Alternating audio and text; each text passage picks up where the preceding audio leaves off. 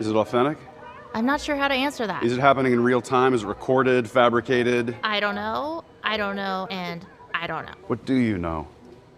My equipment registered an extremely high level of CMBR. That's... Relic radiation dating back to the Big Bang. Yeah.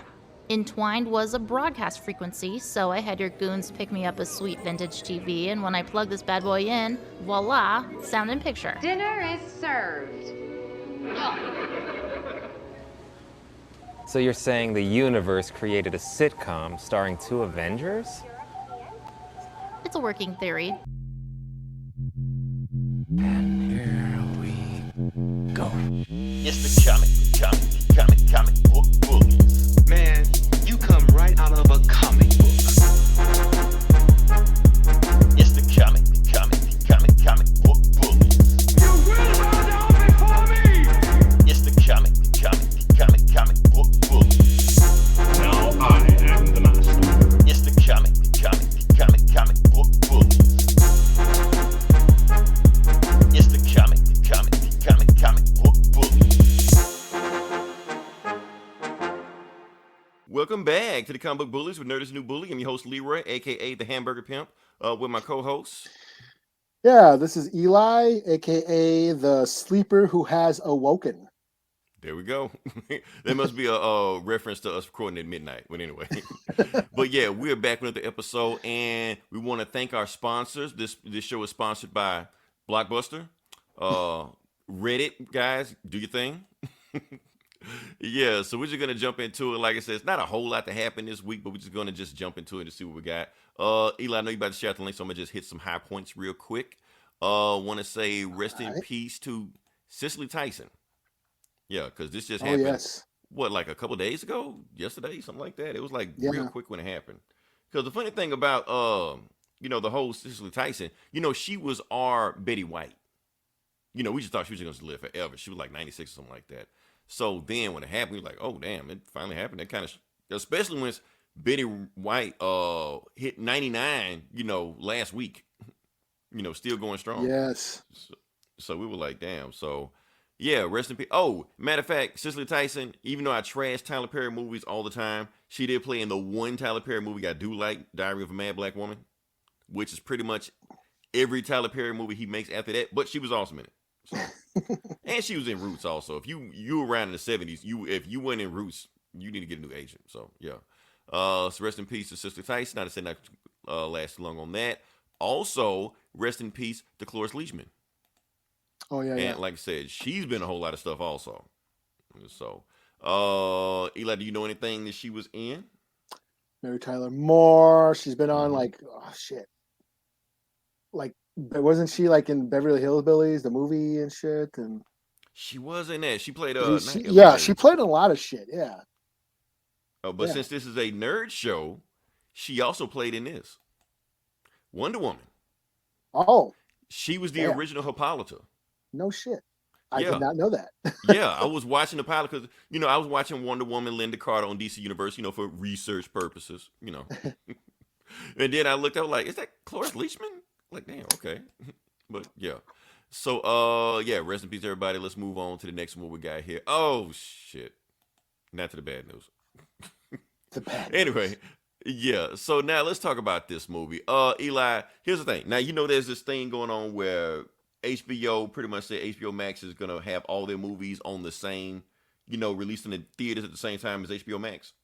Yeah. Well, the first one they were doing was, of course, Wonder Woman 84. But this is the second movie they have going on. So the second movie they have going on is The Little Things. It is a Denzel Washington, Mally Remick, I think is what his name is, and Jared Leto starring vehicle. Okay. Yeah, so this is like, it was supposed to be just in theaters alone, but then they decided to just release it in theaters and whatever at the same time as this next movie. So I'm like, since it's on, I can watch it at home, I will watch it, Yeah, Eli, man, this movie sucked. Oh yeah? What's it about anyways? I don't know. Love story? No. Okay, here's the thing. I actually did, I fell asleep, but I woke up and they were pretty much talking about the same shit they said when I fell asleep. So what the movie is about, some girl dies, these two cops try to look for the guy and they think it's Jared Leto. and it may or may not be him. It's a murder mystery. It's a murder mystery. That's what it is. But it's a Okay. slow murder mystery. It's like nothing happens. There are no car chases. There are no death scenes and like that. Other than there's like a action, well, not an action scene, but like a suspense thriller scene at the very opening, which had me. I'm like, okay, we got a movie, and then nothing happens until the very end. And then when the movie ends, just like, that's it. Okay, so. Yeah, it was. So should I watch it? No, fuck no. Nobody watched this movie. Nobody. Now, I know we saying that we have slow attention spans. You know, we watch stuff like WandaVision, like, I just don't get it, too slow. No, this shit is slow. This is a slow-ass movie. Yeah, let's not watch any of Warner Brothers movies at all this year. Come on, Reddit. Let's take out. Warner Brothers is next. Set your sights. Meme stock, Warner Brothers, motherfucker. Right. That's what it's going to. So, yeah, this is insane. Now, this is like a really, really slow movie. It's not that it was confusing, not that I didn't understand it. I just didn't care about anything that was happening. I was just like, this shit is boring as hell. And you know you expect Denzel to like deliver like a good performance no matter what. He was boring in this movie. I'm like, okay. Yeah, Jared Leto was weird, but it was just like, yeah, I just got to see that. He was just weird, just for no reason. So it's like, I don't need to see this. This is stupid. So yeah. Rating 1.5 out of 5. Man, don't watch this movie. I don't know. 1.5. 1.5. Well, I'm good because there was some good cinematography every now and then, and it was this one interrogation scene where Denzel actually woke me up out of my sleep for like a split second. Then I went back to sleep afterwards. So that's where the 0.5 came from. I want those cops that took that money out of my pocket. Like, why can't we get that, man? I don't know, man. Denzel really seemed like he didn't want to be there. He's like, man, just give me the check and let's go. Here's the thing. This movie, I really feel like that if Denzel's name wasn't attached to it, it wouldn't have got made. It just would have been just a thing. Nobody would have cared. I wouldn't have watched it. Bestseller or nothing. I don't even. It's just you know what? It's 7. It wants to be 7. Oh. But it's not 7. So. Well, 7 was dope. 7 was dope. This ain't 7, but it wants to be 7. Okay. So that's what I feel about that. All right. So you're up on this one. I just threw this in there. Oh yeah, I saw a movie. I watched a movie. Give us a palate cleanser. Saw a movie from the comfort of my home. Yeah, this was on Netflix. Brand new Netflix movie called Finding Ohana. It is basically a family film where these kids, they're like native Hawaiian. They're Hawaiian. That's their ancestry. They're from Hawaii, but they live in New York City. And they end up going to their grandfather's house in Hawaii for the summer, and then they discover a map to buried treasure, and then they try to go find the buried treasure. So it's basically like the Goonies. It's basically the Goonies with a native Hawaiian native twist, and that's what interested me. It is they go on it deals with the history of Hawaii and the colonization of Hawaii and the Spanish, that were, came to, colonize the Hawaiian Islands and then burying treasure inside caves, like tombs that were meant for Hawaiian ancestors and stuff. So it deals with like Hawaiian heritage and the kids connecting back to their traditional ways. And that's what I found interesting. There's all kinds of cool, booby traps. Actually, Ki Hai Kwan, the kid who played Data and Short Round. I'm pretty sure he's not a kid anymore. No, he's not a kid no more. He actually went to Hong Kong and made a bunch of kung fu movies. What, the Finding Ohana? Yeah. So last night, okay. Oh, nice. So Jen good recommendation. So yeah, it's fun. It's basically Goonies for the modern age, and what I really related to was me. Yeah, hey, I grew up in the cities all my life. Yeah, reminded us of Goonies. I grew up in the cities, and I wasn't aware of my native heritage till like high school, and that's basically what these kids they grew up in New York, and then they go back to Hawaii. And meet their grandfather, and he tells them all about their traditional ways, and it's about reconnecting to their heritage. That was the main theme. So, but it was just a fun, wholesome family flick, adventure. They're going through caves and, setting off booby traps and stuff like that. So yeah, I give it a 4 out of 5. It was fun.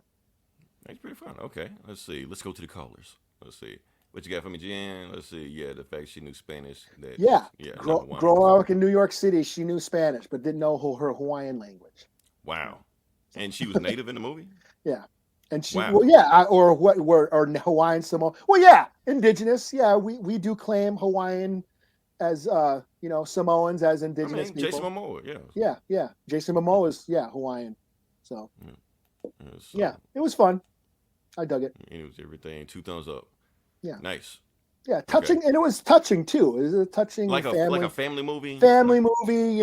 Their dad there's a subplot where their dad died, and they're sort of mending, family healing. That's another theme of the movie. Finding Ohana means family, and it's about mending the family, healing the family, and also reconnecting to your traditional native roots. So that's kind of the theme of the movie. So it was cool. Okay. No, I cried. Did you cry, Eli? I did not know. I wasn't that.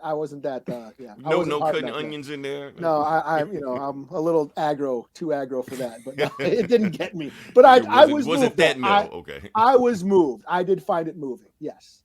Okay. All right. So, like I said, we're gonna do our weekly rating. I guess we're gonna make it a thing. We're gonna talk about WandaVision. I guess. Oh yeah. Okay. Yeah. Well, before we do it, did you see it? I did see it. Yeah. Okay, all right. I don't want to just sit and just talk to myself about it. So yeah, so we got a chance to look at WandaVision. Basically, this was the episode. What we interrupt this program, and it basically told you everything. Like I said, This was supposed to be a big mystery. We weren't supposed to know what's going on. They just basically gave you a dump of everything. We know what Wanda's doing, what Geraldine was doing, what her real name was, who she really is, who her mom is, what the organization is, Darcy, Jimmy Woo, he knows magic. They gave you everything. So people can stop bitching and stop complaining. They confused, don't know what the hell is going on. And just so. Oh, well, if you haven't seen it, it's... Are we going to spoil it? Well, we're going to spoil it then. We're going to spoil it. Go la la la la la. Yeah, put your finger in your ear or something. So, like I said, this is a thing. Like the movie, it felt like it's boots to the ground's MCU. Because it gave us the first time what it looked like after the blip, the unsnapping or whatever you want to call it. Even though they did it in Spider-Man, but nobody gives a fuck about that. We're talking about in this, where, where we actually feel like real people were feeling the ramifications of, some people didn't make it back from the blip because maybe something happened to them, or they just got depressed because they said half the people in SWORD didn't even want to come back. This is, they're saying 3 weeks after the snapping, or the unsnapping, or whatever you want to call it. So... Yeah. So it was crazy. He just did. We just did what? No. Okay. Anyway, we did. I think you spoiled it. I think I did spoil it. Sorry. We gave you 48 hours. So we're gonna go into it. That's 5 years in internet time. Exactly. This show would be old by then. This won't get any clicks in 48 hours from now. So yeah, well, like I said, they gave you all this episode. Like I said, we haven't seen Darcy in 10 years. She is a astrophysicist now. She got her doctorate. So growth. Jimmy Woo knows magic now, or at least a little magic trick that he learned from Scott Lang. So that's pretty cool. Oh. Yeah, like I said, Ladrone, it basically tells you everything you need to. Eli, were you shocked about everything? Were you surprised, or how you feel about it? It pretty much just, we knew what was happening. We kind of had a feeling this is where it was going, but yeah, this kind of confirmed, our theories of what was going on. This was a pocket dimension Wanda created, and she's in some sort of mourning or whatever. She's right. She's holding people hostage because they found the people. Yeah, she's grieving. She's grieving something. Probably the death of Vision. And the death, she's grieving. And then but we said, a couple weeks ago that this is probably based on House of M, and that's what she did in that comic. She created this alternate universe, her own reality, because the X-Men and Avengers were about to kill her. They were like, Yeah. she's too powerful. Let's get rid of her. So she just made her own pocket reality. But in that one, she like took over the whole world. And this one, she just got this whole neighborhood, and that's it, you know. Yeah. And even when Vision's saying like, Wanda, we can leave, and you see tears coming out of her eyes, like, no, we can't. Because if she leaves, the outside world sucks. Her boyfriend's gone. Her brother's dead.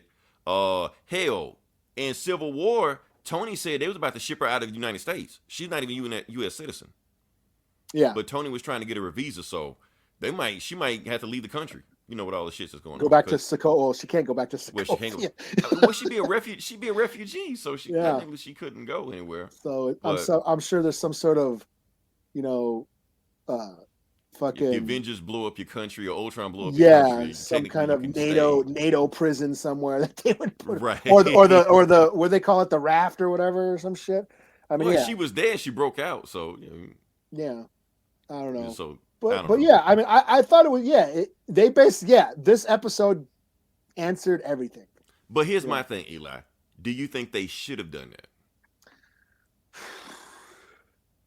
I don't know. Like I watched Legion, and Legion was challenging, but it was still intriguing. And they didn't answer really much. They kept you in the dark through most of every season. You know, they would, you know, every season had its own self-contained story and chapter, and they revealed all that stuff with every season, but you still had to wonder what's real and what's not real, because this was all in his head, you know, because of the character Legion and the nature of what he can do. Right. And his So abilities. it was ambiguous on purpose, left to interpretation on purpose. Yeah. Do you think the typical MCU fan or the Marvel fan that had been watching 23 or 25 of these movies would have the patience to wait for that? Yeah, I don't know. I mean, everyone were kind of on the fence with these first few episodes. They didn't know what was going on. People were like, what the fuck is this? This is lame, blah, blah, blah. So maybe it is a good thing that they like, here you go. Here's your answers before you stop watching this shit. Right. Because, I mean, I can understand some nuggets, you know, some tidbit. They were just like, here, go. There you go. Everything, check all the boxes. That's it. You know, it's and now that I think about it. Because I wasn't expecting all of those answers already. Yeah, I'm like, well, what are they gonna do now? Where can they go from here now? Right. They'll figure something out, because you got like 5 more episodes, something like that. So they'll figure something out. But yeah, I think they had to do that big info dump right there, because you know what's funny about it? Because you had Darcy and you had Jimmy Woo, and they was asking, and they were just as confused as the people watching the show. Like all the same questions they were asking the people that were watching the show. Like, what are the hexagons are for? Why is Vision still alive? What is this? You know, they asked all these questions. So it's funny because Marvel already made the show. The show is done. Mm-hmm. So they're already asking questions on the show that's already been done, predicting what their fans were going to ask. Yeah, so they know their core audience just that well, just that accurate. Yeah. That's they're watching. scary. They were watching along with us. It's very, very meta. That's kind of scary though. That Marvel pretty much predicted everything that the fans were going to do, exactly when they were going to do it. We're just lab rats. That's all. You know. Yeah. Well, some of them didn't even make it past the first episode. Right. I don't know what's going on. I hate it. Like, just calm down. Just wait. Oh, it's good now. It's good because they gave you all the answers that we kind of already knew before. You ain't even really got to be a comic book fan, to be honest with you. If you just would just paid attention, they kind of spelled the shit out for you. Yeah. Like, you don't have to read House of M, you know, or, you know, Vision's graphic novel, volume 1, and like that. You just pay attention. They pretty much spell the shit out for you. Yeah. But people can't. But I've seen some comments like online are saying, "Hey, you know, they're wondering about the show, so they're going back and watching through the Avengers movies." And I'm like okay, why? There's only like 3 of them that they're actually in. So right. What, you gonna watch Age of Ultron like 3 times? Yeah. Okay, I'm starting with Iron Man. Like they don't show up. They're not in that. 10... They don't even reference on this. Yeah, they don't show up for like 10 movies. Right. And then they disappear for another 10. It is funny when you watch the end of the movie, and the end of every episode, they give a link to Age of Ultron. You know, if you don't watch it on TV. Yeah, that's like that. next. You may be interested in this. That's like what pops up after you Right. On the Then that makes you go down the rabbit hole if you don't know these shows. That's how they get you. That's Right. Marvel. Right. But that's the whole thing. That's why they're doing these shows like that. They're dropping them one at a time because they want you to get invested into each episode. Just like Wanda is invested in her life, they want you to get invested in her life. They don't want you to just hear about it, or they want you to live it just like she is. Because the funny thing is, like what Darcy and Jimmy Woo was hinting at, is that there's actually way more episodes that we haven't seen. We just only seen like 2 or 3. They've seen all this stuff. They know all the characters. There's a whole season, basically. Yeah. No, I dug how what do you think? Yeah, that's what we're talking about now. I'm digging it. Yeah, we're digging. Yeah. We're not one of Thanks for those, listening. it's Yeah, finally getting good now. Oh, let's finally get it. No, it's pretty much what I thought it was going to be. It's, following the plan. Only thing is that it's just, I wasn't expecting just that much info. I thought it was going to give us a little bit and spread some more out. But they was like, nah, we know these fans have short attention spans. So let's just give them the shit now before we lose them. We already went one too many episodes as it is. So I did like that, going into Monica's life and how she was blipped for 5 years and then she came back and she was but her mother died, but while she was gone, I thought that was right, because she thought she beat the cancer. She did, and then when she got blipped out 3 years afterwards, then she died. I was like, man, that's messed up. I thought that was really interesting, and that reminded me of Aliens and Ripley's daughter dying while she was out in space for 58 years. Favorite whatever. character. You think it would be Polaris, but okay. No, she's pretty powerful. Yeah, and that's the thing. We haven't even seen they're finally starting to hint at what she can really do. Yeah, and if people paid attention, she, like we said a couple weeks ago, Wanda almost single-handedly defeated Thanos. In right, Endgame. Thanos had to wipe out half his own fleet just to get her ass off of him. Yeah, because think about it. Because he had this big ass sword. Because Cap got this vibranium shield that's supposed to be unbreakable. Thanos broke his shield with that unbreakable sword from space, and then Wanda broke that shit like it was nothing. Yeah. So that'll tell you how powerful she is, and then that's just scratching the surface of what she can really do. So she's going to get even more powerful than that as it goes along. So yeah, she's always kind of creating. She's always kind of fucking shit up. and that's the rumor. I want to say that people are thinking she's going to be in Doctor Strange 2, right? Okay. Some people are thinking she might be the villain of Doctor Strange 2. Oh. Ooh. Maybe. Yeah, not that That would be cameo. cool. That's so he has to fix what she does. It's something she does that she has to fix.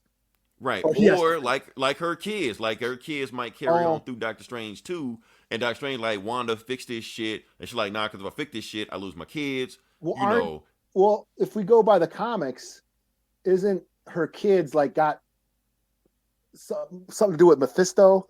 Right. That's what I'm saying. So, like I said, we don't know how the MCU is going to handle Mephisto, or maybe he's just this, incorporeal figure that just manifests his way through because that would be the lamest thing at the end if they say, "Oh, the devil made me do it," somebody control me. That's just lame. That just means that Wanda can't hold herself accountable for the bullshit she's doing, holding these people hostage, brainwashing them, But in House of M, doesn't Mephisto kill her kids or something? Because weren't they? Well, no, they were never real. They were never real. Yeah, but didn't she use Mephisto's soul or something to? Right, to she used them? his soul to make him real, and then eventually he took his kids back. Yeah. And then the Avengers mind wiped her to make her forget the kids, and she remembered the kids anyway. No, it was how Monica Rambeau said some shit about Ultron, and she's like, "What'd you say?" That's what Watts did about her kids. Yeah. Remember your kids, Wanda? She what the fuck you say? And then she just went fucking nuts and just killed half the Avengers. And then went after the X-Men. So Wanda is scary when she wants to be. So, but like I said, that's comic shit. I guess we are here for that. We're a comic book show, so. But let's move on past it. Let's go past it. Like I said, I'm excited for the next episode. Let's see how it goes. Eli, we finally have confirmation. Of this shit. Yeah, so let's get to this. So we have the Zack Snyder cut Oh, here we go. Yeah, the Zack Snyder cut is finally going to be released. They said, Zack Snyder said it's in the can. It's finished. The Snyder cut actually exists now. Not some bullshit from 2018. The Snyder cut is real. No, the Snyder cut is real. It is real right now. And it's going to be released on HBO Max March 18th, 2021. Now, people have been asking me about it. I guess it's starting to get some buzz right now. What is the Snyder cut? What is it? So I'm going to remind everybody what the Snyder cut is. Like I said, remember the Justice League movie from 2017, the one you hated, the one everybody hated. They're making a 4-hour version of that movie you hated for HBO Max. So prepare yourself. Empty your bladder before you sit down and watch this shit, or watch it while you're taking the shit on the phone. Do whatever you want to do. Watch it on your phone while you're taking a shit. Right, because it's going to be a long time you're going to be watching this movie. It is not going to be a mini series. It is not going to be like WandaVision where it's a show every week. No, they dropping the shit. Boom, that's it. No bathroom breaks, no nothing. You just got to pause it on your own. That's what's going on. Of course, there's going to be a whole bunch of other stuff that wasn't in the first movie. Zack Snyder added a bunch of stuff, added a bunch of CGI, added a bunch of new scenes. This thing he actually dropped today. He dropped this today on Vero or Twitter or whatever the hell. Now, you see there's a war coming, right? But look who's quoting it. Is that Martian? That's not Martian Manhunter. Okay, I was about to say, what the fuck did Zack Snyder do to? Right, like he really just fucked this movie all the way up. No, we'll see this shit show when it comes out. But I'll show it one more time. That's Cyborg in the picture because that's from the original trailer. In the original trailer, like Cyborg, like made his whole, like when he was flying, he made his whole face cover so like that. So that's Cyborg actually flying. But Martian Manhunter was saying there's a war coming, which Martian Manhunter was nowhere mentioned. Matter of fact, even when I think the movie first being made, it was saying he wasn't going to be in the movie at all. Remember that the black soldier general in Man of Steel, or whatever? Shit, I don't know. Whatever. He's Martian Manhunter. He's Okay. Martian Manhunter. Yeah. So that's what they're saying. That dude from was he in one of the Matrix movies? Yeah. Like the General Locke, 2 that and dude? 3. Yeah, okay, Locke yeah. or whatever. Yeah. Jada Pickett's Entanglement or whatever. You know? Yeah. Yeah, so that was him. All right, so he's going to be Martian Manhunter, and I'm pretty sure he's just going to show up for like 5 seconds. He'll probably just say that one line, and the movie goes off, and the fans are going to go all crazy all over again, ask for a Justice League 2. So, Zack Snyder knows what he's doing. We act like he don't know what he's doing, but he knows. The Snyder Cut, he knows what he's doing. He's gonna finagle this way into making another movie of this, you know. And like I said, this is also coming out in March. I thought coming out in March. Not only that, I thought it was going to be like we were going to have to wait like another year or so for it. Right, like November. Nah, it's coming out next month. Because right now it's February, so it comes out next month. But here's the thing. Also, sweet, we can get this shit out of the way. And just stop talking about it and just be done with this shit. We can be done with this shit next month. Right. Reddit guys, get on this shit. Shut down Zack Snyder after this shit is over with. No more Zack Snyder. No more what the fuck Josh Whedon eating everybody's babies. No, right. Get rid of all of them. Ray Fisher, let it all go. Kill it if you have to. Let the past die. Now, one more thing I want to say now, because when does Godzilla vs. King Kong come out? Shit, soon, right? Like in May or something, or March? No. March, right? It comes out in March also. Mortal Kombat comes out around in May. That's May. I'm getting them mixed up. So Godzilla vs. Kong and Justice League both drop in March. I don't know which one comes first and the other, but they both drop in March. So we're gonna have a busy March. Right now, February is gonna be some shit, but March is going to be a busy thing. Now, after thinking about Godzilla vs. Kong, Eli, because like I said, when it dropped last week, I was just like, whatever, I don't care. But I sat there and thought about it. And this is what I want from a Godzilla vs. Kong movie. Okay, so what I don't want is what if Godzilla and Kong were in the real world type movie. Don't give me that. I don't want this shit. I just want a big dinosaur and a big ass monkey beating the shit at each other for 90 minutes.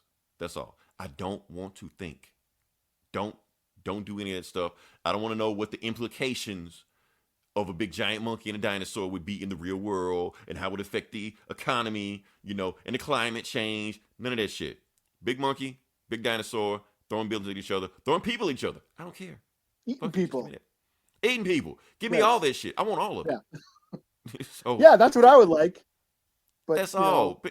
And people are like, and I know Eli, you want the lore, you want the mythology. no, I want what you want. I want minimal humans in this movie. Right. That's all we want, man. It's so easy. It's so easy. That's all I got to do. That's You know why I said that? Because I actually watched like a YouTube clip of like one of those old Godzilla movies. No, Godzilla versus Kong. That's what I saw. An old YouTube clip of Godzilla versus Kong. And they knew what the fuck to do. They would just beat the shit out of each other. That's all. It was no thing. And it was like some crazy ass mind scientist was controlling Godzilla or Kong. He just wanted to make them fight just for no fucking reason. I was just do that. Yeah. And it's weird because it seems like there's more hype. I don't know if it's because of the pandemic or people are just fucking bored, but it seems like there's more hype for this movie than the last Godzilla movie. And now, okay, did you like the last Godzilla movie? no. Okay, all right. That's why I came this close to watching it. That's why I'm on the fence with this one. It's like, sure, I would love to see King Kong and Godzilla beat the shit out of each other. But the last movie had King Ghidorah, had Rodan, had Mothra, had all the greats.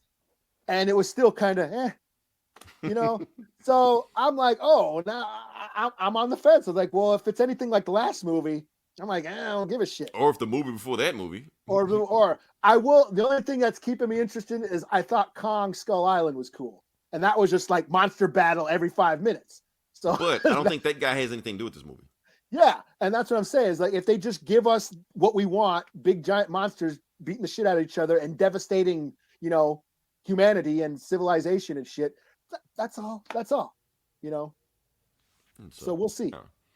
Oh, and another thing, I don't want them to pick. I know they're doing this where they're trying to make Godzilla the bad guy. I really don't want a bad guy. I want to go in like, who's gonna win? I don't know. Yeah. So I'm sure like everyone's saying this whole Mecha Godzilla thing is there, so that's probably what it is. They're gonna team up at the end and beat the shit out of Mecha Godzilla. You know what? I'll be fine with that. Yeah, I'm cool with that. Shit, A bring metal back robot cyborg dinosaur. How can you be mad at that? Yeah, I want to see Gigan come fucking. I want all that shit. But I have no faith in these Hollywood. Yeah, the Hollywood version of Godzilla. Hollywood has not been good with Godzilla. All right, Eli, let's go to it. Because this one, like I said, I'm not well versed into this. Okay. I'm glad you told me this is your wheelhouse. This some Star Wars shit? Oh no. No. Sorry to burst your bubble, but no. We're gonna talk about this. This is the video game section. Just the video game. I had to squeeze it in some kind of way. I suppose it is video game news. It is video game, so we can talk about it. So what's going on? So I'm gonna talk about it as best I can, Eli, and you kind of fill in the blanks or guide me where I need to go on this one because, like I said, everybody knows about this whole GameStop thing that is going on right now. GameStop and Wall Street had this big war going on. Basically what happened, this actually like started like last podcast we're doing, like the day before the podcast we're doing when this thing was breaking. Because, okay, remember that movie The Big Short? I never saw that. You never saw that? No. I saw it, had no idea what the fuck they were talking about. It was like anime with no subtitles. This shit was just gibberish. I have seen The Wolf of Wall Street though. Wolf of Wall Street was awesome. Yeah. But people are comparing this to Wolf of Wall Street, but it's actually similar to The Big Short. Because basically what happened, I'm learning about... They're talking about short selling, They're talking about short selling also, because what they're saying is that basically Wall Street is trying to tank GameStop. They're trying to tank them. They're trying to do what they can because they think it's easy money. So if they short the sales of it and bet against GameStop, they make money off of it. Yeah, but it's called short selling. It's called short selling, right. So, like I said, Reddit, and I didn't know Reddit was... I know Reddit is a thing, but apparently they have been paying attention what the hell was going on. Because we're bored at home. We can't go anywhere. Everybody's quarantined. COVID-19 got everybody stuck at home. So everybody became financial stock wizards. So while Wall Street is shorting and betting against GameStop, gamers who are just stuck at the house all day, on Reddit all day, all day, and they see the stocks getting shorted, they're like, well, we can stop it. We like GameStop. We don't want GameStop to go under. How about all of us, everybody in this Reddit thread, put money in GameStop, boost up the sales, and force them to sell. And apparently this Reddit thread has about 2 million users. Mm-hmm. So that's why the stock shot up so quick. So when the stock shot up and they put all that money into it, Wall Street has to sell. Otherwise, they're going to keep going lower and lower. Well, they have to pay back. They have to pay back against what they borrowed. See, short selling is short selling is fucked up. Short selling is where you borrow a stock at a higher price and then pay it back at a lower price. See, GameStop was predicted to, they're going bankrupt and shit. So We've been talking about this for like 2 years now. Yeah. GameStop, So like we're gonna short sell GameStop, borrow at whatever they were at, and then when they go low, when the price drops, we'll pay back the money we borrowed. We only have to pay back the price they're at the low price. So it's like someone borrows you $100 and you only have to pay back 50. You get to keep the extra 50. If I have 3 apples, that So whole thing there. That's what short selling is. It's basically inside traders banking on businesses losing money, making money, profiting off of businesses losing money. All right, let me ask you this. It's kind of a shitty thing to do. Okay, so let me ask you this. Okay, since you just brought that up. So if a whole bunch of Reddit users, 2 million Reddit users, decide they're all going to purposely raise the stock on a certain item, wouldn't that be kind of insider trading? Yeah, it's inside trading. So they basically that's what I want. That's what I was wondering.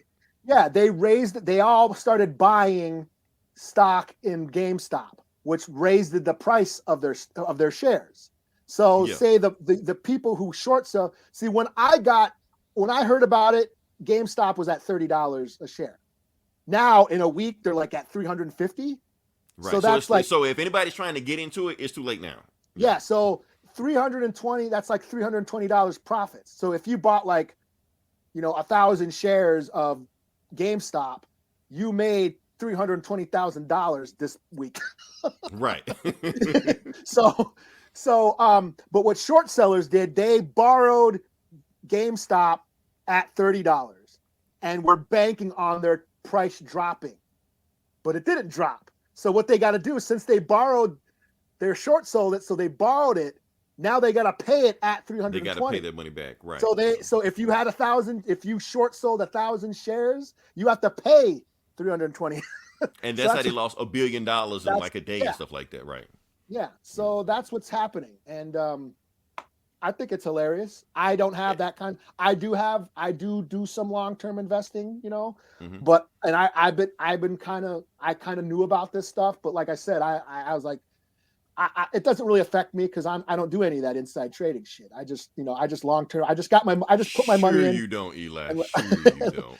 I did. And then like a couple days later, when they're talking about the cryptocurrencies and Dogecoin, because that's the new thing they're doing. That's the thing, because they're moving from company to company, right? And now all those fucking apps are blocking. I was gonna throw some fucking money at some crypto. I do own some Bitcoin, right? But I was gonna buy some Dogecoin, but they wouldn't let me. They're saying the market is volatile right now. We're not authorizing sales of any cryptocurrencies until the market settles. I'm like, fucking rich But asshole. the government isn't regulating this. The government doesn't care. No, it's the apps. The apps are doing it. Yeah, like the guy Robin Hood guy. Yeah, Robin Hood is owned by, was it Citadel Finance or whatever? Right. And I saw the other day that they're no longer gonna start publishing their short sell list, because that's how they found out about this shit. It's because it's public information, right? Yeah, they published these are the companies that are basically gonna fall. So let's short sell and make a bunch of money now, and that's how the Reddit users found out. AMC was on that list. Now the movie business is back in business. Yeah. So they were blocking a bunch of sales, like a bunch of new buying of shares, the purchasing of shares for AMC and a bunch of other companies. But they're not going to publish that list anymore because they watch the government make some law that you can't do this now. No more. Oh yeah. They can't let this happen because they got to protect those guys, because it's okay when they do it, but when we do it to them, then it's wrong. Yeah, like short selling. Because I took a class in high school, and we learned all about the stock market. And my team, we won. We basically, in this class, we got like an imaginary $10,000, and we learned about the stock market. They taught us about it, and we invested in all these companies. And my team, me and my stoner pals, we won out of the school. We made all this money. You're reminding me of Eddie Murphy and Trading Places. Trading Places. That's what they did at the end of Trading Places. Eddie Right. Murphy and Dan Aykroyd short sold that whatever they were doing, the oranges or whatever, the orange juice. Yeah, because they thought the price of orange juices were going to go up. But they knew because they had an inside tip. Yeah, that the fucking that the oranges were going to remain like this. The harvest was good that year, so the price is going to drop. So Eddie Murphy and Dan Aykroyd short sold everybody the orange juice, and that's how they made their fortune, and then put those guys, the Dukes or whatever, out of business at the end of Trading Places. Who show back up and Coming to America, but that's another thing. Yeah, that's a shared universe.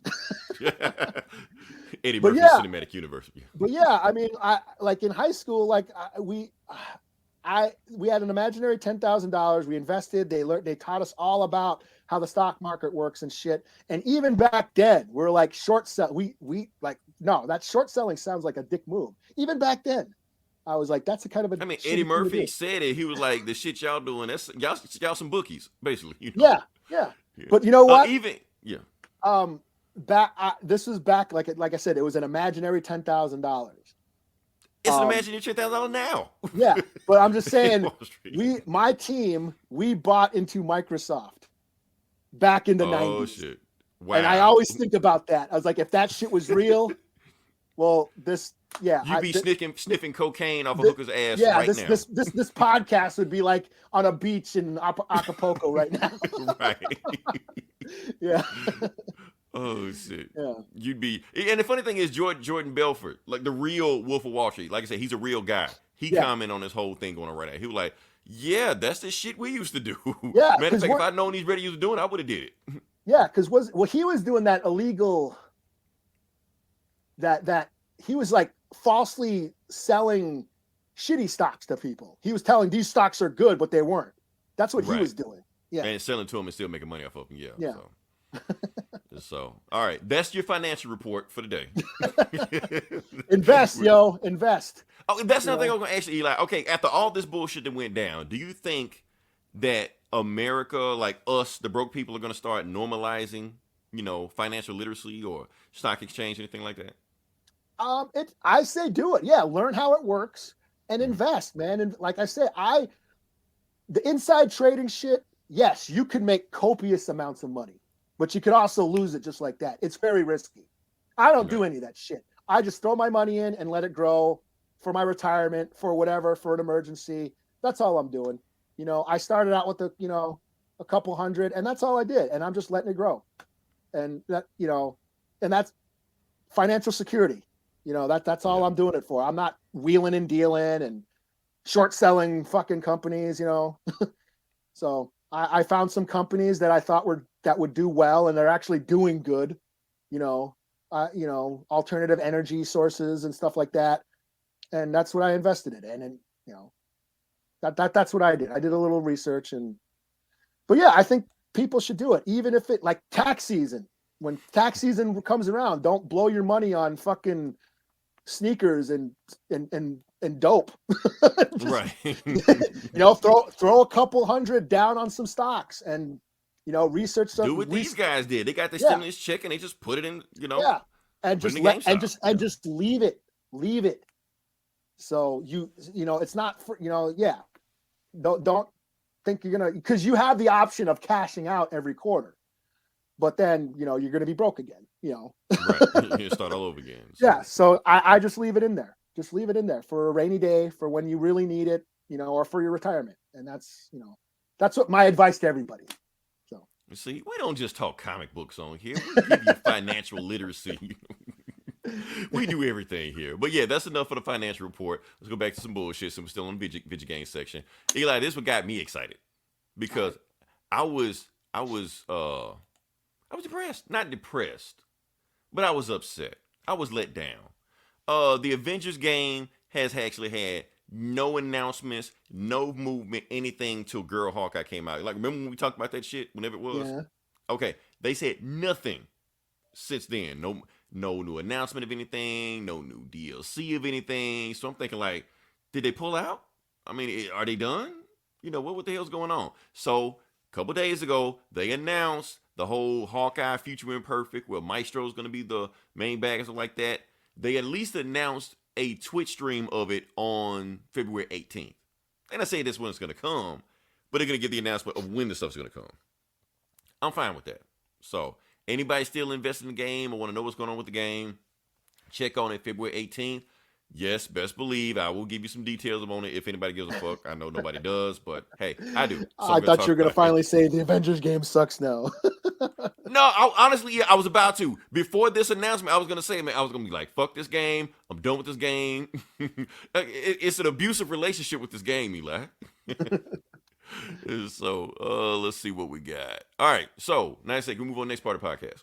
Sure.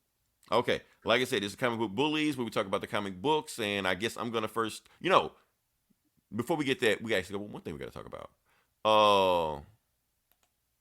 Yeah, we're going to talk about this.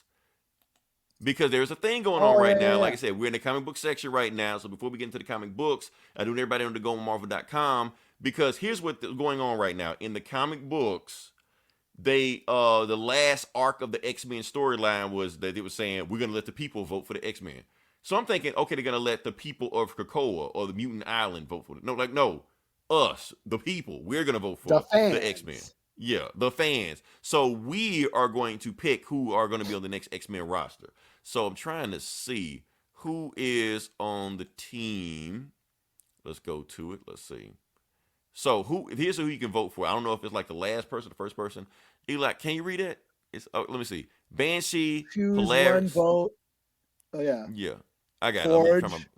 We got Forge, Boom Boom. Oh, Boom Boom. I'm clicking it now. Okay, so I'm about to vote. I'm about to vote right now on the podcast for who I want to be. I think it's like either the first member or the last member. I can't remember. But I'm going to vote for who I want to be on the X-Men. Eli, who's trying to pick? We got Boom Boom. We got Temple. I don't know what the fuck that is. So what do we do? To be on the council? The Quiet Council? No, on the X-Men. Oh, to be on the team. On the team. Yeah, not Quiet Council, the team. So Forge isn't on the X-Men? What the fuck? Well, no, remember in the Ten of Swords thing, Magneto banned the X-Men, and then they were like, nah, we're gonna bring the X-Men back, but they're gonna let the people decide, So who we got? Strong Guy. Goma voted for Strong Guy. Marrow, she sucks. Armor, she sucks. Banshee, he sucks. It's only one choice, man. All right, Eli. Forge of Polaris. Or Boom Boom. I gotta have my Boom Boom. Damn, I like Boom Boom. You like Boom Boom? I like Boom Boom. Yeah. Power wise, I mean, I'm trying to keep it real and back, to I mean, that's what I'm saying. I mean, should I get my brother's back and say Forge? But should I do it for the culture? That's what I'm saying. I don't know, man. I don't. You know what? But his powers suck. He just builds shit, right? I mean, yeah, he just builds shit, but he builds some cool shit. Damn it, Eli. I gotta make a choice. We gotta go on with this podcast. Okay. Should I flip a coin? I don't have a coin. Cash doesn't exist anymore. Fuck Wall Street. Oh, damn it. I'm sorry, Eli. I know I gotta do it for the coach, but I gotta pick Magneto's daughter, man. I gotta pick Magneto's daughter. I'm sorry. Oh, so you're not even going after Boom Boom. Yeah, I should win for Boom Boom, but it's Magneto's daughter, man. Even though Magneto probably gonna be the team anyways, you got two people doing the same shit, so I don't know. So all right. It's not an election, it's a fucking hierarchy. I get it.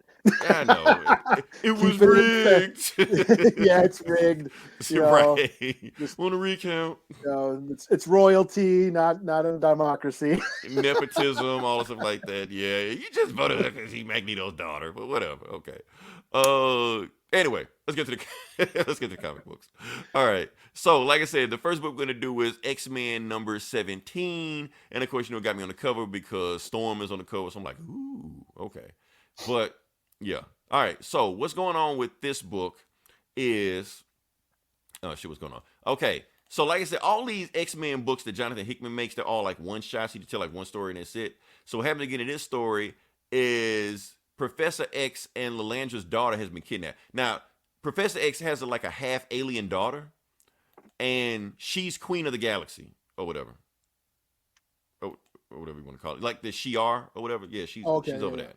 Yeah, she's over that. So she got kidnapped.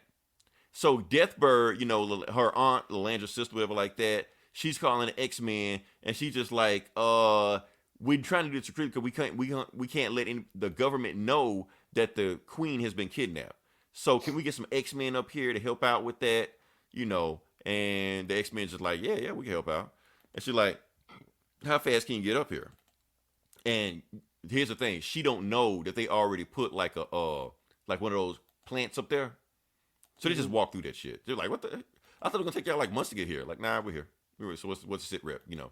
And I'm gonna show you a quick picture of it. So we got now Brett Booth does the art on this. I hate Brett Booth. That's just me. He looks so 90s. I was like, yeah. They even wearing the X Factor shit. No, they don't wear that shit anymore. You know, whatever. I'm nitpicking. Anyway, they go there. They try to look for the people. Jean, they did a side scan on the whole planet. Jean Grey like, maybe y'all didn't do a good enough side scan. So she does her own side scan, and she scans the entire planet. You know, trying to pick out who could be responsible for kidnapping the queen. And then she like, that guy, he did it.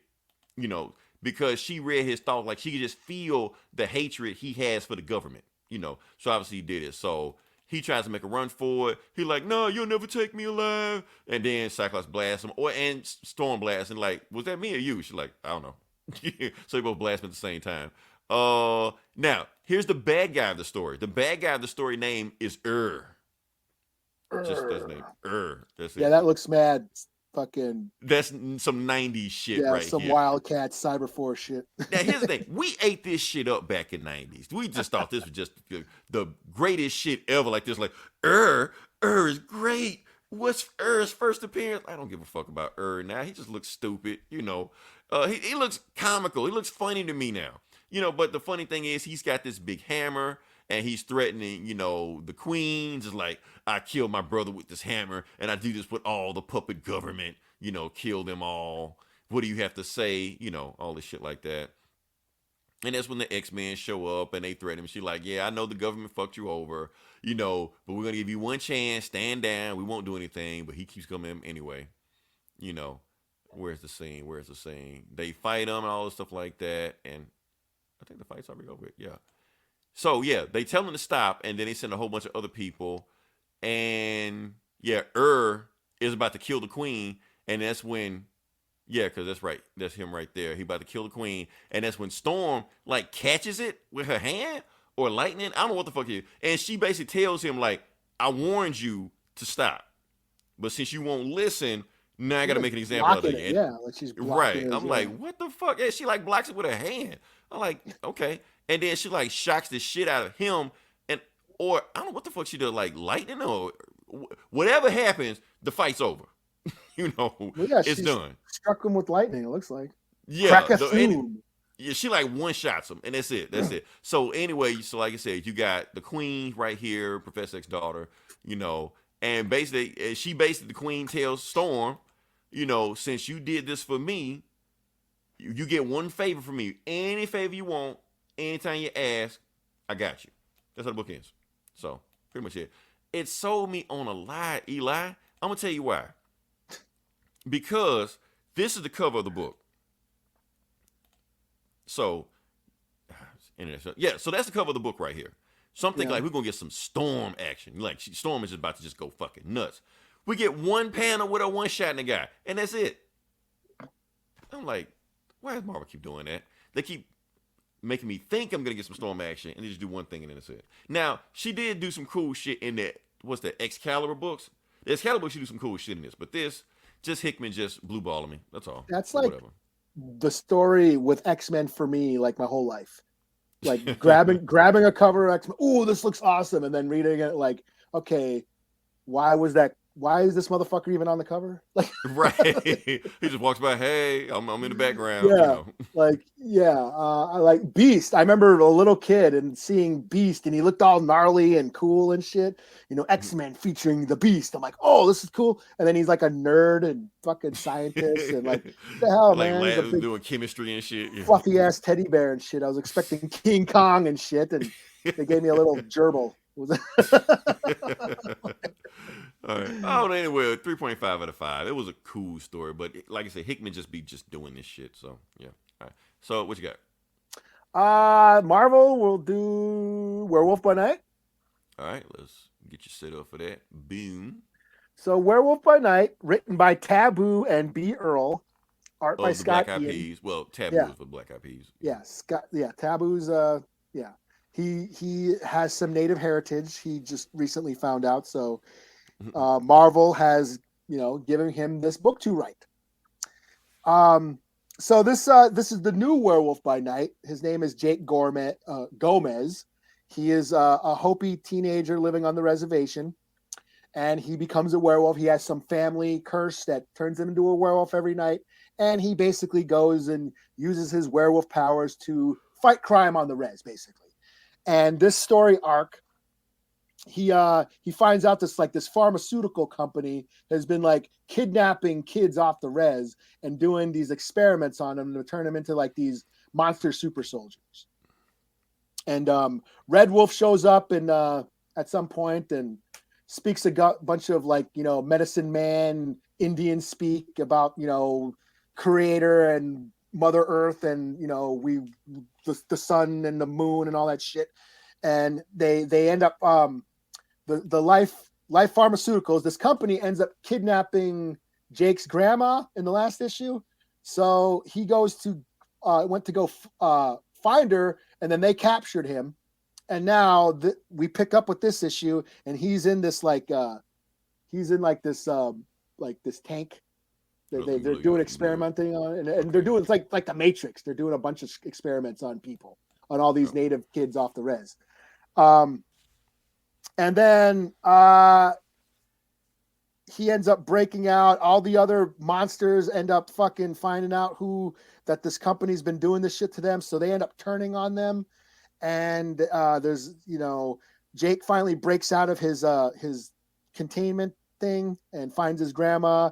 And then he teams up with the other monsters, and they end up fighting the soldiers in the lab and escape and expose everything. And then the one woman who's been leading the whole experiment, she turns out she's like some weird cyborg thing she's almost like Krang. Where's that panel? I wonder if I can find that panel.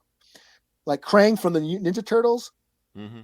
She her brain is like inside her head, obviously, but like you got like a robot body or something. Yeah. Like where is it? Yeah, I don't know if you can see this. Her brain like comes out, and like flies away and shit. Oh yeah, it is like Crane. Okay. Yeah. So a lot of cool ideas. This was number 4. And that's my problem. I felt like there's so much shit that he was trying to wrap up in this one issue.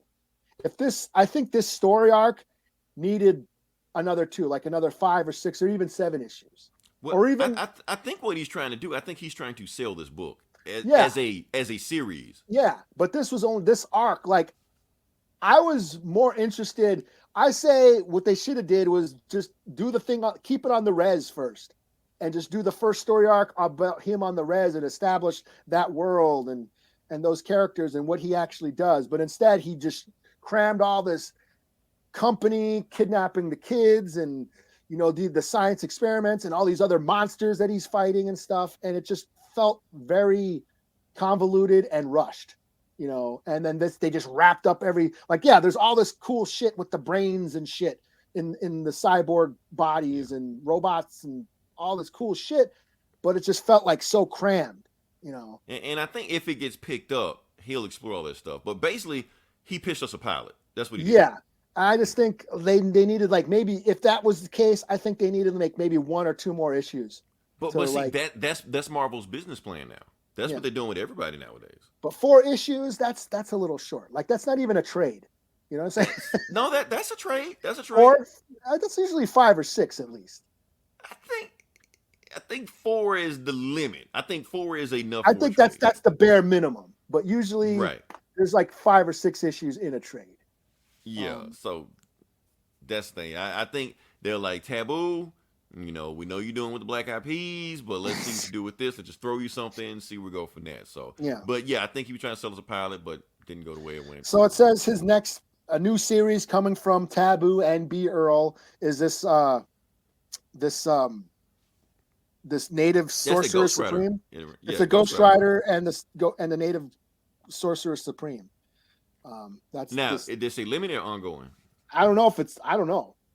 It just Okay, says hold on. coming this year. And there's the So- Jeffrey Verigi cover, the native artist Mhm. who's been doing all the covers. Pretty cool. But Okay. So, but yeah. so they got another series. So Yeah. even though Werewolf by Night ain't picked, and I'm pretty sure they'll find a way to put Werewolf by Night in it somewhere. Did Jack Russell ever show up? no. Really? Damn. Okay. No. Oh. Well. Yeah, it was just pretty much the self-contained story. So yeah, I give it a 3 out of 5. It was okay. Like I said, it was just a lot of cool ideas, but just crammed into this one issue, and then like they were trying to wrap it up real quick. Like, okay, we got 21 pages to talk all this shit. Let's throw it all in here, and Like know. one more issue probably could have got. yeah, that's what I'm saying. Yeah, at least one, but But we'll see what we do because I think they probably will make it a trade. I think they will. yeah. So, what do we got? Okay, so next issue we got. Well, I guess it's on me. So, where are you? Yeah, Future State #2, Dark Detective, or is it Dark Detective? I didn't even bother with this. I'm hanging in there. I'm hanging in there with and not all of it because there was a whole bunch of future shit that was out there. But I was like, I'll deal with this one and see how it goes. Oh man, I didn't do it. Anyway, doesn't matter. All right, so basically what the book is, and I do want to show you this because I thought this was pretty cool. This panel that Jimenez or whatever. That's just a cool ass panel. That's like the Infinite Frontier, whatever they got going on. I guess that's Robin's new costume, Damien. Down at the bottom. Right there. Has he been in that before? That's the old League Like of the League of Assassins. Assassins? Yeah. Yeah. So He was doing that in was it Detective? okay. I didn't know if he had a suit. Yeah, suit he or was anything doing like that in Detective. Yeah. Okay. All right. So basically what's going on. Okay, like I said, this is Future State. Everyone knows Future State. This is in the future where Batman technically is dead, but he's back. But he's not dead. But he's not dead. But he is dead, So anyway, he's here. He's That's the only reason why the Black Batman exists. Well, that's the thing because we don't know what time this is. I think the Black Batman is 3 years after this Batman. Okay. Or some shit. So I don't know. Some shit. Yeah, but anyway, you got this Batman. He's still hunting down criminals, stuff like that. But hunting down criminals, the magistrate is out there just fucking up people. Batman. But there's a robot. They call them cyber, so they're just robots. So Batman gets wild out on it, just be done with it, be shut up, and be done with it, whatever. Anyway, he has a flashback of when he got shot in the alley by Peacekeeper 1. Has a flashback back in like the regular time in DC. We don't know who Peacekeeper 1 is. Batman got shot. Matter of fact, I think he got shot twice. He got shot in the knee also. Yeah, so he puts a gun on him. He's tracking him down. Batman, we don't know who Peacekeeper is, but he's supposed to be the motherfucker. He's supposed to be the one. He runs for the Gotham Pier. Yeah, this is an awesome man panel now I'm thinking about it. He shoots, like I said, he shoots Bruce Wayne and he just falls. He throws, that's like an explosive batarang, but like takes a while for it to hit. So he jumps in the panel. I'm gonna see if I can just jump to it. Peacekeeper 1, like empty bullets at him.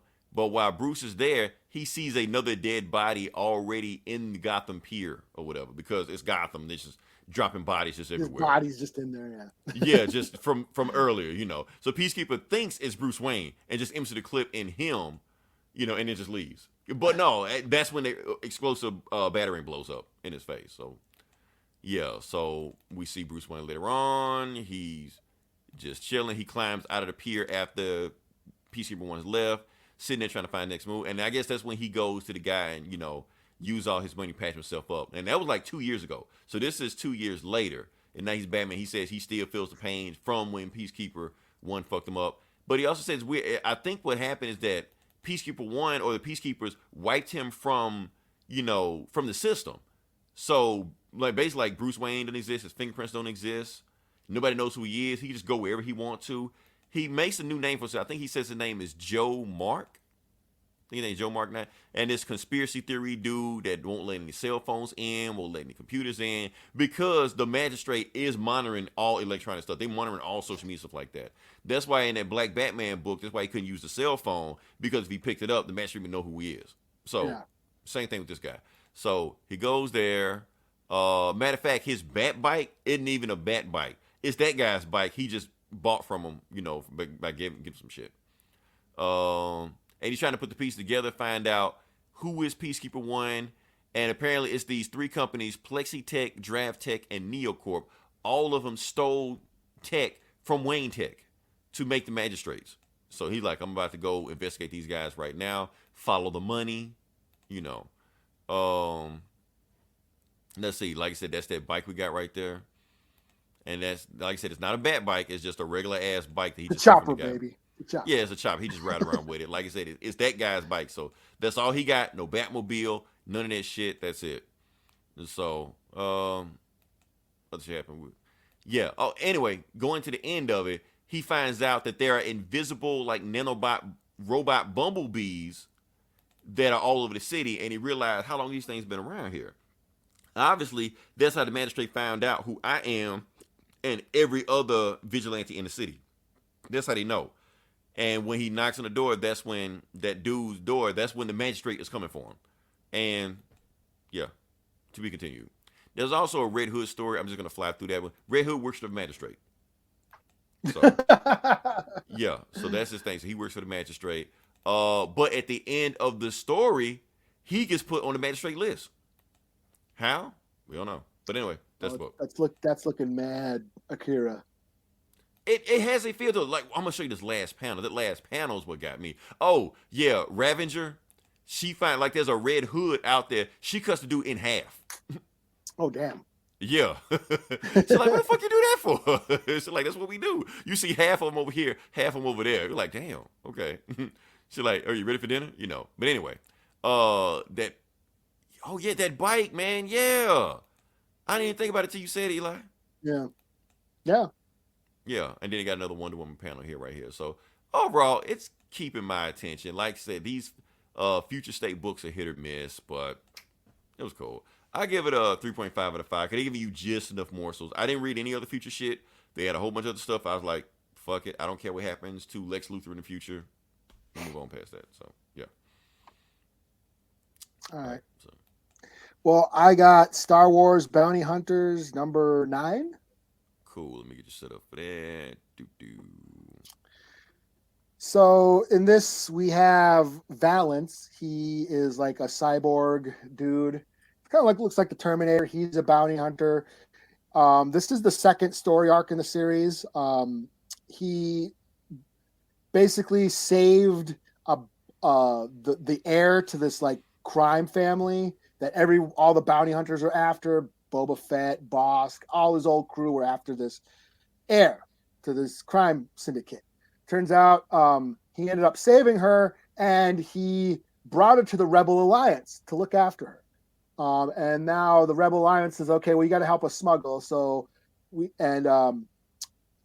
last issue they got like ambushed by a bunch of space pirates. So we pick up here. He basically bands up with the rebels and fights the space pirates. We learned some things about Tonga's still alive. We thought she was dead. She's part of his old crew. She's still alive. And basically at the end, he takes an X-wing and goes out and fucks up the pirates and basically escapes. But it turns out the pirates are working with Dengar. I don't know if you remember who Dengar is. I don't. He is one of the bounty hunters. He was in Empire. He's like the guy with the wrap around his head. Okay. And he's like he's after. Let's see. Do I have a panel with him? Yeah, this guy. Go. Come on. Comixology. Come on. Panel by panel. Okay, keep going. Okay, this guy. Let me see. Hold on. Okay. Yeah, that's Dengar. He's a bounty hunter. He's after Valance and the crime syndicate heir. So he, working with the pirates, and that's where it says to be continued. So this one was a little, kind of a little filler story. Not much happened.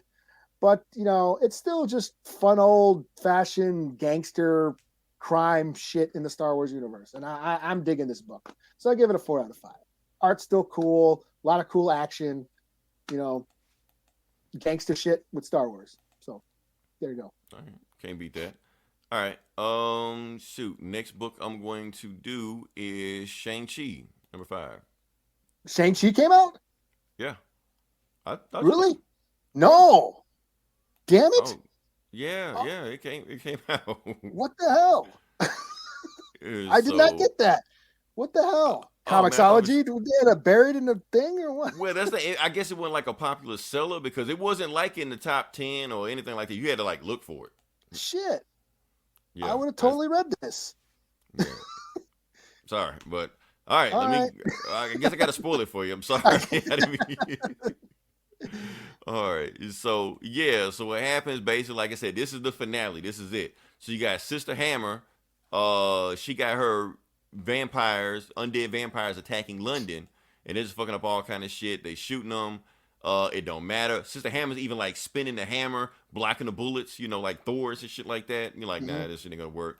Smacking them around. And he's like, what are we gonna do? We can't stop them. And then of course, that's when, boom, Shang-Chi, Sister Dagger, and Brother Spear, I think. I can't remember which one he is. Anyway, his family, his brother and sister show up, and they jump out of like a Asian helicarrier. I gotta show you the helicarrier in a second. But anyway, they know how to beat the vampires. They got like these special amulets with this priest. As long as the priest slaps chicken blood on the amulet, he can kill the vampires, And his sister like, hey, brother Hand, that's your girlfriend, the spy girlfriend or whatever, I didn't know she was 13.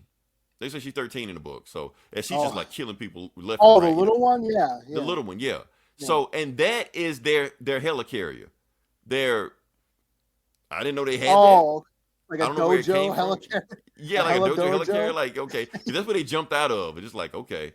Because they got the priest on board, and he's been the one just making he's been writing on the amulet since he's a priest. As long as he write on it, they can use it to kill those vampires, So then they go looking for Sister Hammer. Sister Hammer shows up. But here's the thing. Remember that wound that he's got? Now it's starting to affect him. Shang-Chi is starting to turn to the vampires. So the same thing she's telling the vampires, it's starting to affect him now. She's like, well, brother, what you doing? And then she realized that she smacked shit out of him and realized, oh, you turned into a vampire. You can do what I say. Okay, kneel before Sister Hammer, or whatever like that. As a matter of fact, beat the shit out your brother and sister. So he like, and with this, he said he held back. He like, I did everything I could to not hit them and hit them one punch, just knock them across the room.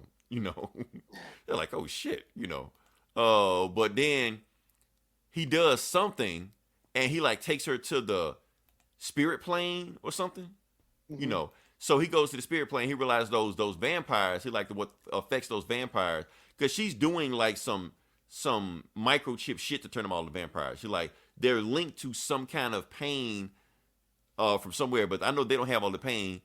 They're linked to your pain. That's what it is, and I know what your pain is. Let me go find your pain. So they go to basically the time when she hit her dad. She always get abused by whatever the dude's name was. She smacked him. She smacked him one time, and he made her pay for it for the rest of her life. And he was like, "Are you smiling? You smacked him?" We're like, "Nah, it ain't that I'm angry at him. I hate him, but I love him. But I can't tell the difference." And that's kind of the whole point of what's going on. Like he said, his uncle told him in the astral plane, like the reason that wound won't heal from that vampire bite is because you got left wounds with your family that haven't healed yet. Once you heal these wounds with your family, then you'll be fine. And once and then he like makes her realize who he is. Like he ain't this big. It's like Devil Hulk, like that. Like Hulk is scared of his dad. Oh yeah. It's kind of like that. So she keeps staring at. She's afraid of her father, and Shang-Chi is trying to show you. I'm gonna show you what he really looks like. He's an old man. He's feeble. He's weak. He's nobody. There's no reason for you to be afraid of him. And then when she starts being afraid of him, she's just like, oh, damn, okay. So you made me not have a purpose anymore because I always did this for my dad, but now you took away my one purpose. So he just dies in the shit. And he punches the hammer, breaks the hammer. He's like, look, we done with this fighting shit. We're done.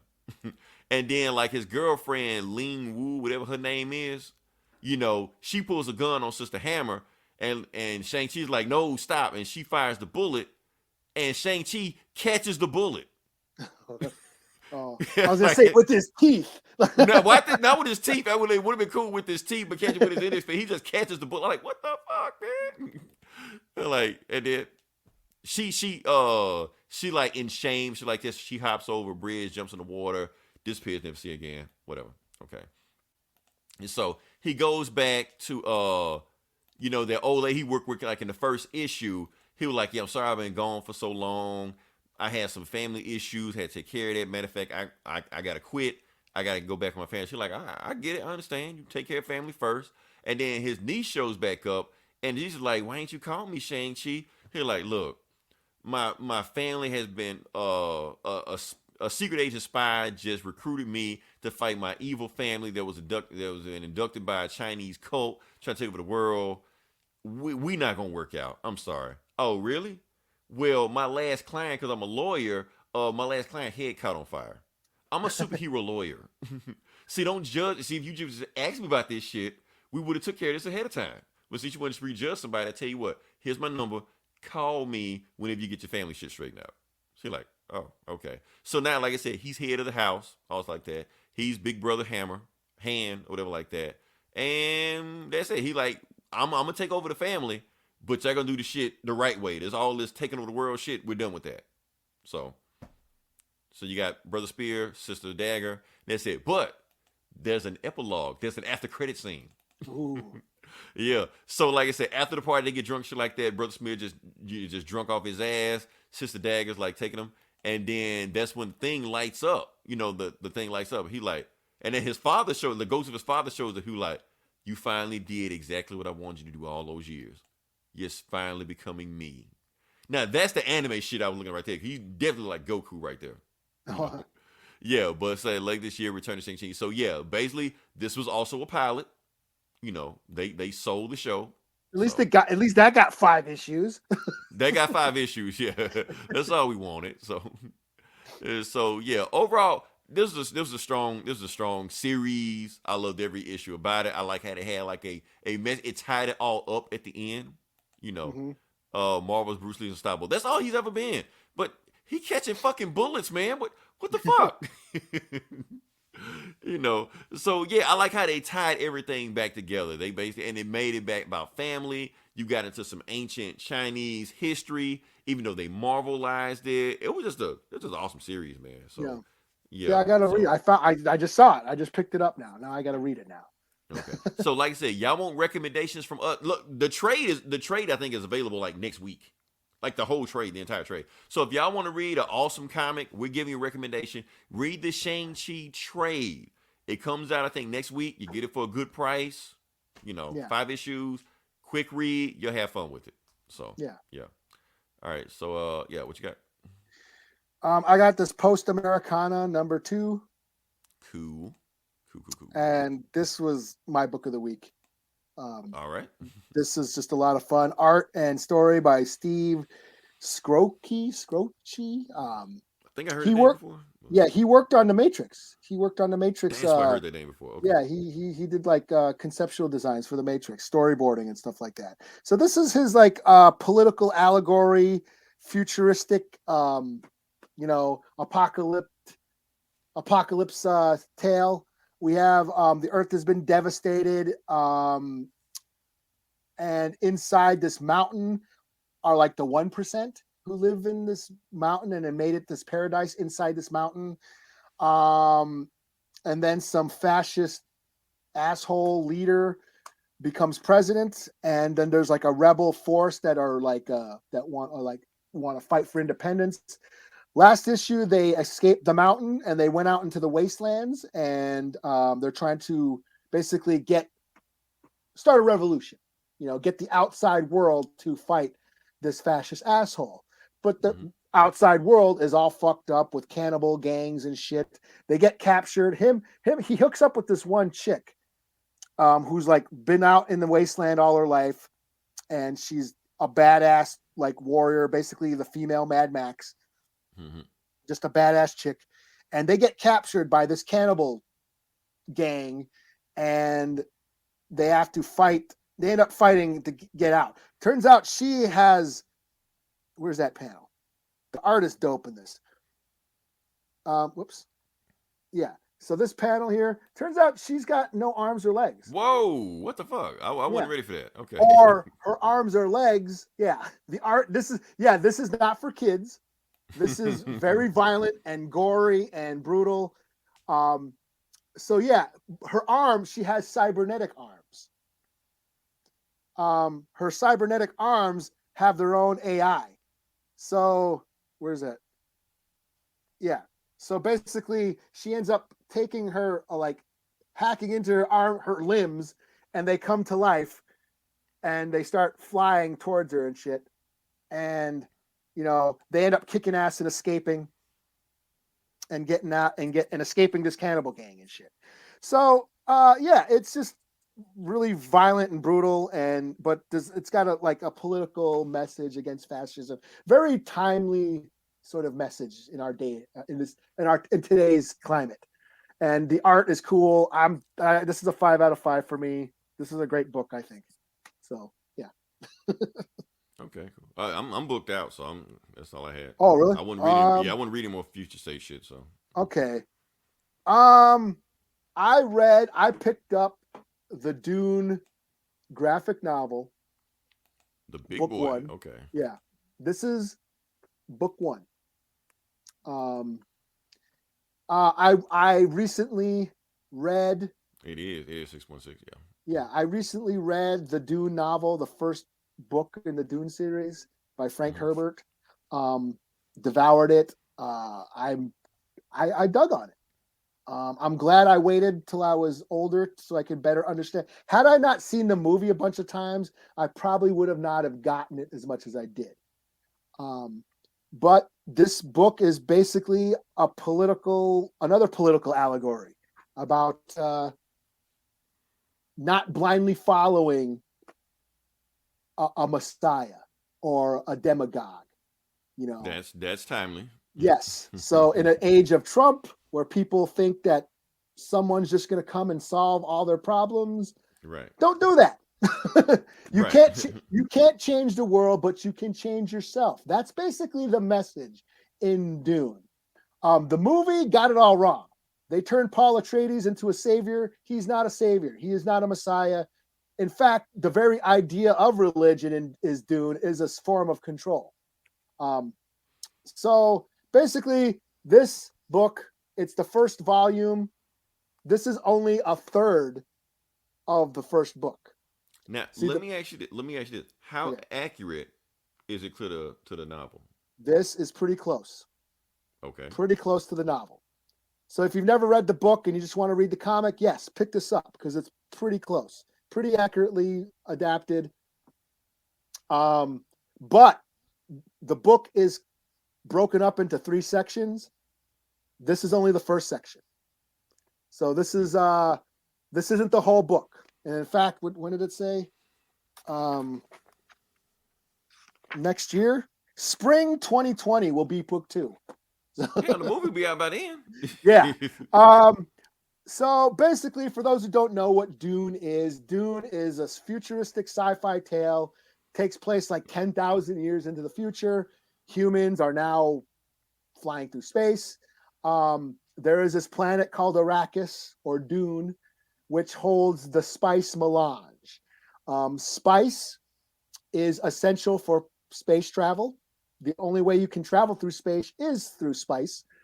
And on this planet, there is an indigenous population called the Fremen who live on Arrakis and deal with basically the governments trying to colonize this planet and take their natural resource. Yes, environmentalism. That's another big theme in this book.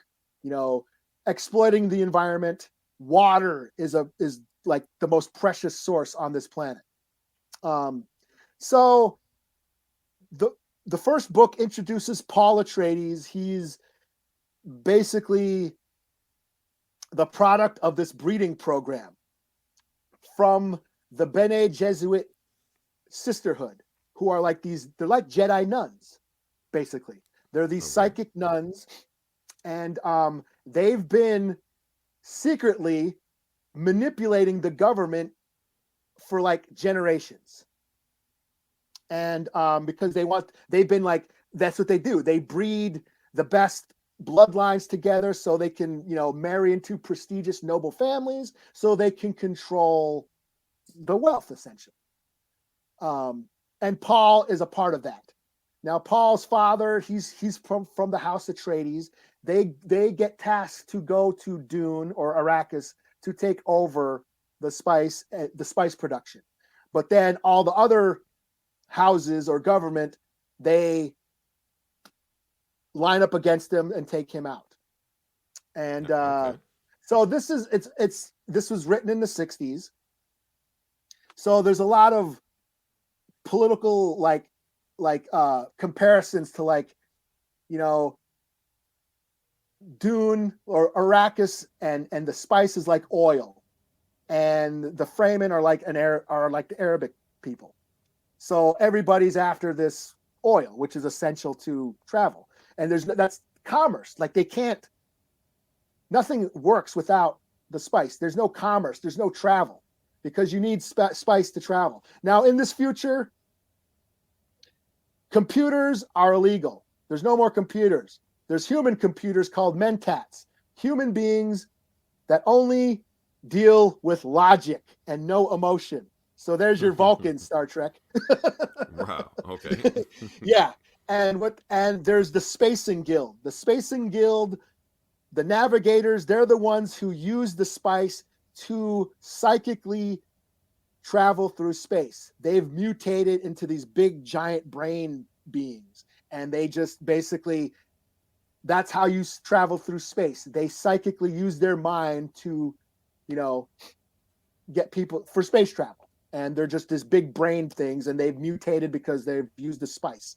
So in the book, House Atreides is teaching their soldiers how to fight like the Bene Gesserit witches, the nuns.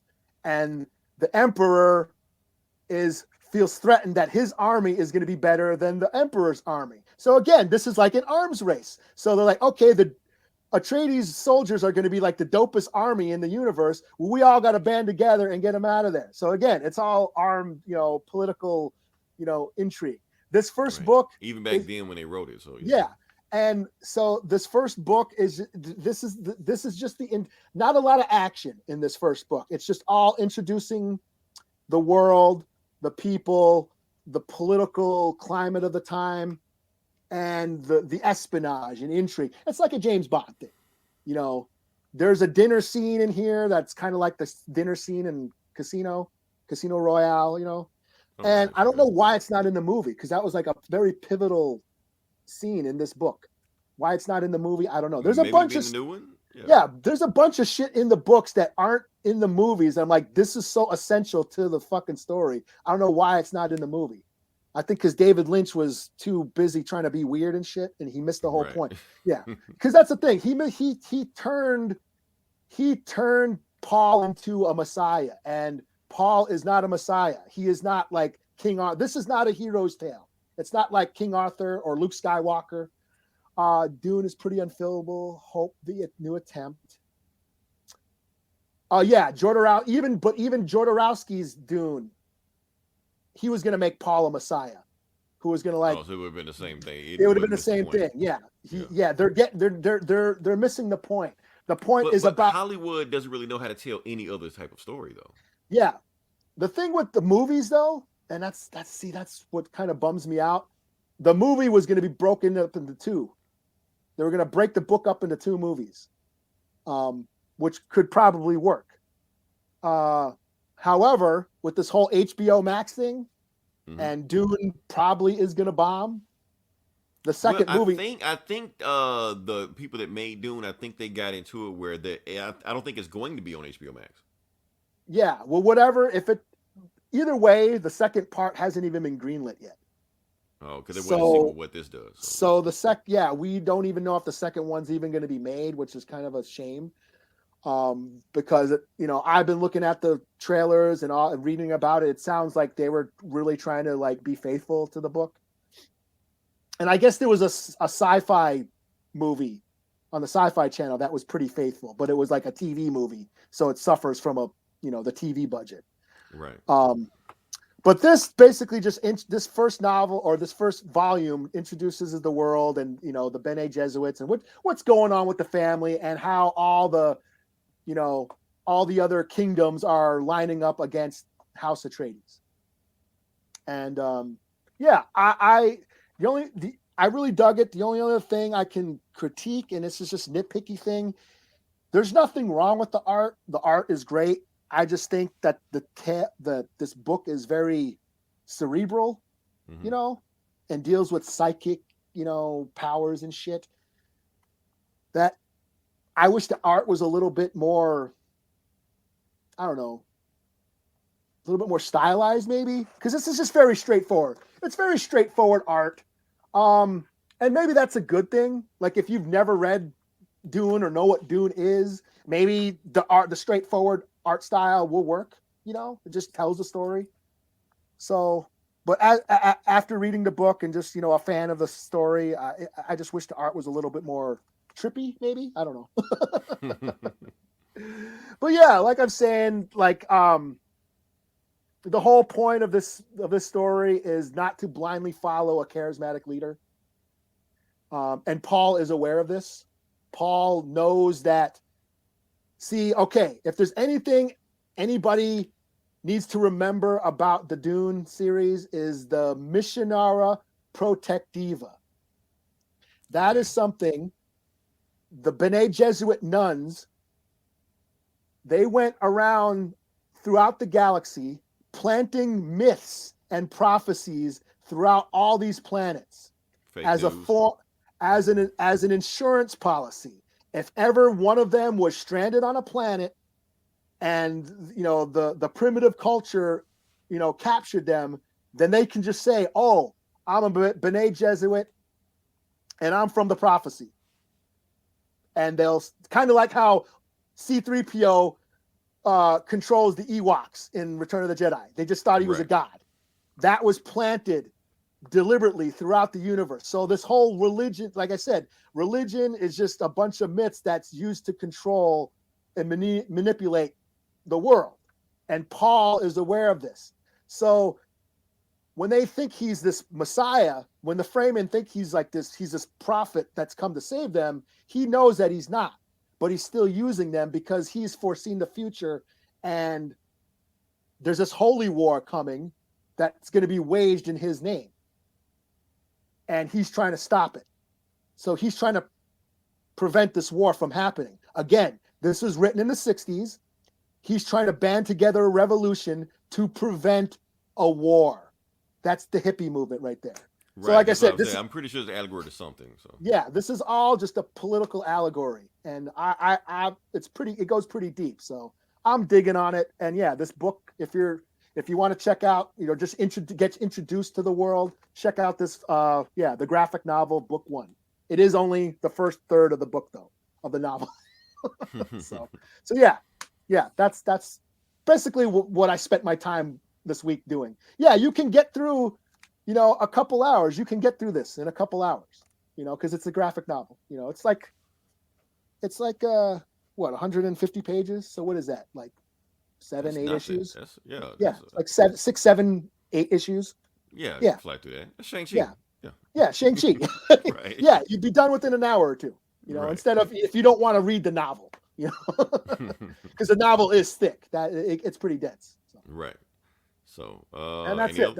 I'm all booked out. Sorry for the going off. No. Like I said, I don't know about the Dune. This is all Greek to me, so it's good that I can, find out about it. Yeah. So, yeah, like I said, we broke down a whole lot of stuff on this episode. You got to find out financial literacy. You got to find out about Dune, the thing that pretty much invents science fiction, everything else. Yeah. So, like I said, definitely check it out. Check us out next week. We'll have more stuff coming up. We don't know what's going to happen. Weird stuff happens all throughout the week, and we'll talk about it then. And go check out the other podcasts we have. We got This Geeks and Comics. We got OK Boomer. We got, I think that's it. Creators Corner. What's it? Creators Box. or Creators something? Corner. Yeah. They go in 4 hours. We don't do that. But Yeah, no they'll shit. go. How the hell does he find all these motherfuckers too? He like I gets all don't these. know, man. It's just you build it, they will come. I guess. I don't know. Get Valiant. They're back on it. So I don't know. Oh, right, I okay, ain't cool. seen Gomer in a while. I mean, not Gomer. Ogre Eric, in a while. Eric, Eric, Ogar? yeah. Yeah. Ever since the website crashed, we haven't done our Riddle of Steel because they were putting it out. So I mean, but he hadn't even done Get Valiant. Like they still do it, and he's nowhere around. yeah, I don't So, know. I don't know. Put out APB on him or something. I don't know. Yeah. Until then, this is Leroy. This is Eli. We'll talk to you guys next week. Same bullet time, same bullet channel.